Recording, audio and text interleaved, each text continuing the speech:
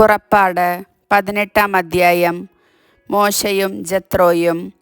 മോശയ്ക്കും അവൻ്റെ ജനമായ ഇസ്രായേലിനും വേണ്ടി ദൈവം എന്തെല്ലാം ചെയ്തുവെന്നും അവിടുന്ന് അവരെ ഈജിപ്തിൽ നിന്ന് എപ്രകാരം മോചിപ്പിച്ചുവെന്നും മിദിയാനിലെ പുരോഹിതനും മോശയുടെ അമ്മായിയപ്പനുമായ ജത്രോ കേട്ടറിഞ്ഞു.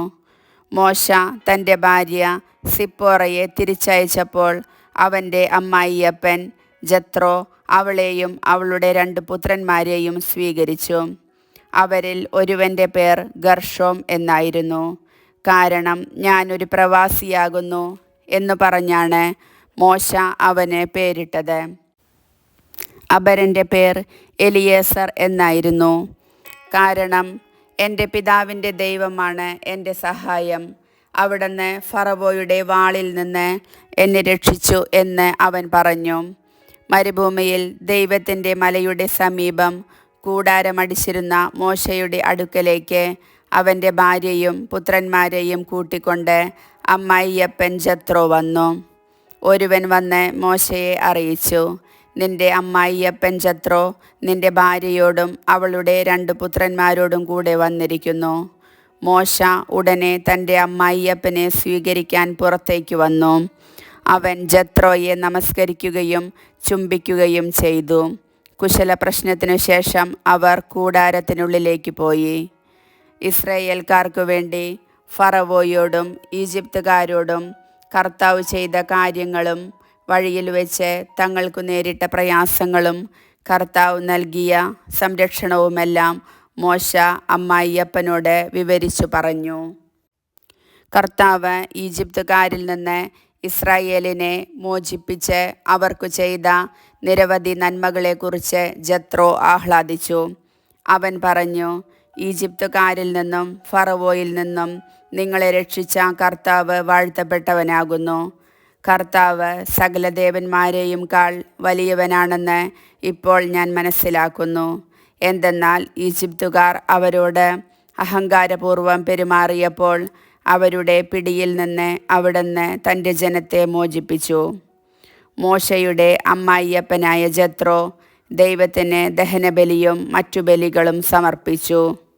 ജത്രോയോടൊന്നിച്ച് ദൈവസന്നിധിയിൽ ഭക്ഷണം കഴിക്കുന്നതിനായി അഹറോനും ഇസ്രായേലിലെ ശ്രേഷ്ഠന്മാരും വന്നു. ന്യായാധിപന്മാർ. പിറ്റേ ദിവസം മോശ ജനത്തിൻ്റെ തർക്കങ്ങൾ തീർക്കാൻ ഉപവിഷ്ടനായി. പ്രഭാതം മുതൽ പ്രദോഷം വരെ ജനങ്ങൾ മോശയുടെ ചുറ്റും കൂടി നിന്നു. മോശ തൻ്റെ ജനത്തിനു വേണ്ടി ചെയ്യുന്നതെല്ലാം കണ്ടപ്പോൾ അമ്മായിയപ്പനായ ജത്രോ അവനോട് ചോദിച്ചു, നീ ജനത്തിനു വേണ്ടി ചെയ്യുന്നതെന്താണ്?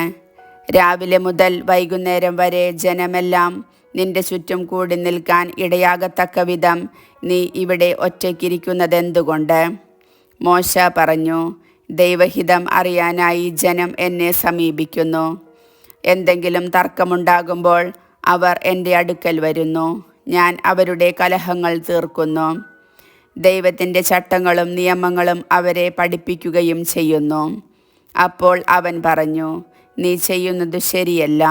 നീയും നിന്റെ കൂടെയുള്ള ജനങ്ങളും ക്ഷീണിച്ച് വിവശരാകും. ഇത് ഭാരമേറിയ ജോലിയാണ്. തനിയെ ഇത് ചെയ്യാൻ നിനക്ക് സാധിക്കുകയില്ല. ഞാൻ പറയുന്നത് കേൾക്കുക. ഞാൻ നിനക്കൊരു ഉപദേശം നൽകാം. ദൈവം നിന്നോട് കൂടെ ഉണ്ടായിരിക്കട്ടെ. നീ ദൈവത്തിൻ്റെ മുൻപിൽ ജനങ്ങളുടെ പ്രതിനിധിയായിരിക്കണം. അവരുടെ തർക്കങ്ങൾ അവിടത്തെ അറിയിക്കണം. അവരെ ചട്ടങ്ങളും നിയമങ്ങളും പഠിപ്പിക്കണം. അവർ ചരിക്കേണ്ട മാർഗവും അനുഷ്ഠിക്കേണ്ട കർത്തവ്യങ്ങളും അവർക്ക് നിർദ്ദേശിച്ചു കൊടുക്കണം. കഴിവും ദൈവഭയമുള്ളവരും സത്യസന്ധരും കൈക്കൂലി വെറുക്കുന്നവരുമായ ആളുകളെ ജനത്തിൽ നിന്ന് തിരഞ്ഞെടുത്ത് അവരെ 1000ഉം 100ഉം 50ഉം 10ഉം വീതമുള്ള ഗണങ്ങളുടെ അധിപന്മാരായി നിയമിക്കുക. അവർ എല്ലായ്പ്പോഴും ജനങ്ങളുടെ തർക്കങ്ങൾക്ക് തീർപ്പ് കൽപ്പിക്കട്ടെ.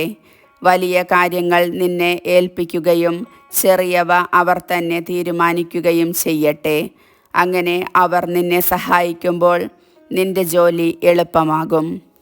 ഇത് ദൈവകൽപ്പനയാണെന്ന് ഗ്രഹിച്ച് ഇപ്രകാരം പ്രവർത്തിച്ചാൽ ജോലി നിർവിഘ്നം തുടരാൻ നിനക്കു സാധിക്കും. ജനങ്ങൾ സംതൃപ്തരായി തങ്ങളുടെ വസതികളിലേക്ക് മടങ്ങുകയും ചെയ്യും. മോശ അമ്മായിയപ്പൻ്റെ ഉപദേശം കേട്ട് അതനുസരിച്ച് പ്രവർത്തിച്ചു. മോശ ഇസ്രായേൽക്കാരിൽ നിന്ന് സമർത്ഥരായ ആളുകളെ തിരഞ്ഞെടുത്ത് 1000-ഉം 100-ഉം 50-ഉം 10-ഉം വീതമുള്ള ഗണങ്ങളുടെ മേൽ അവരെ അധിപന്മാരായി നിയമിച്ചു. അവർ എല്ലായ്പ്പോഴും ജനങ്ങളുടെ ഇടയിൽ നീതി നടത്തി. സുപ്രധാനമായ കാര്യങ്ങൾ മോശയെ ഏൽപ്പിച്ചു. ചെറിയ കാര്യങ്ങൾ അവർ തന്നെ തീരുമാനിച്ചു. അനന്തരം മോശ അമ്മായിയപ്പനെ യാത്രയാക്കി. അവൻ സ്വന്തം നാട്ടിലേക്ക് മടങ്ങി. കർത്താവിൻ്റെ വചനം.